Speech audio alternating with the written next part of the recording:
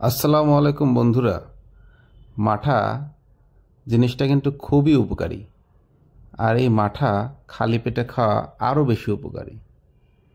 আর মাঠা জিনিসটা খুব যে একটা কঠিন তাও কিন্তু না, এটা আপনি নিজে নিজেও ঘরে বানাতে পারবেন। অনেকেই মাঠাকে ঘোল নামেও চিনে। টক দইকে ভালো মতো ফেটে সেখান থেকে মাখন তুলে নিলে যে পাতলা তরল পদার্থ থাকে সেটাকেই মাঠা বলে।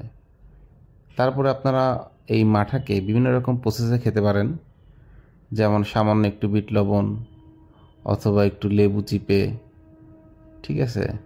বিশেষ করে যেসব এলাকায় দুধের প্রচুর সরবরাহ সেই সব এলাকায় মাঠাও খুবই পরিমাণে পাওয়া যায়। আমার এলাকা যেহেতু পাবনা, এখানে আমি বেশ প্রচুর মানুষকে সকালে মাঠা খেয়ে দেখি। বিশেষ করে বাজার এলাকায় আমি দেখছি যে অনেক সময় এটা 10টা 11টা 12টা পর্যন্ত এই মাঠা পাওয়া যায়।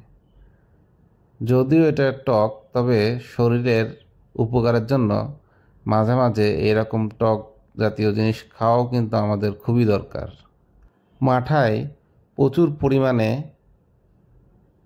প্রোটিন পাওয়া যায়, যেটা আপনার হজম শক্তিকে বাড়িয়ে দেয়।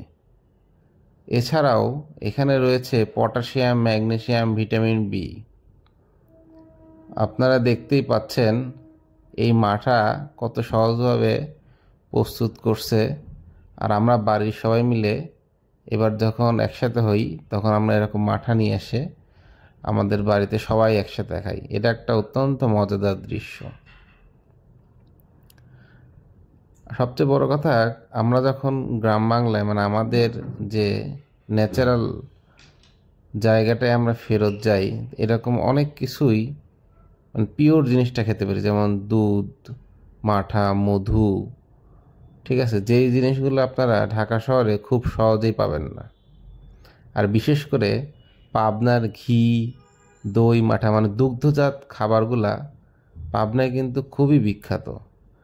আপনারা যারা পাবনাবাসী তারা তো এই ব্যাপারে খুব ভালো মতোই জানেন। আর যারা পাবনার বাইরে থেকে এই ভিডিওটা দেখতেছেন, আমি আপনাদেরকে বলবো, যদি আপনাদের কখনো পাবনায় আসার সুযোগ হয় তাহলে এখানকার ঘি, দই, মিষ্টি এগুলো অবশ্যই একবার হলেও একটু চেখে দেখবেন। ধন্যবাদ বন্ধুরা। আশা করি আপনারা অত্যন্ত ভালো আছেন, সুস্থ আছেন। সবাই আমাদের জন্য দোয়া করবেন। আল্লাহ পাক আমাদের সবাইকে সুস্থ দান করুক। আমি সবসময় আমার চ্যানেলে সত্য উপস্থাপন করি, আপনারা আমাকে ফলো করে সহায়তা করুন।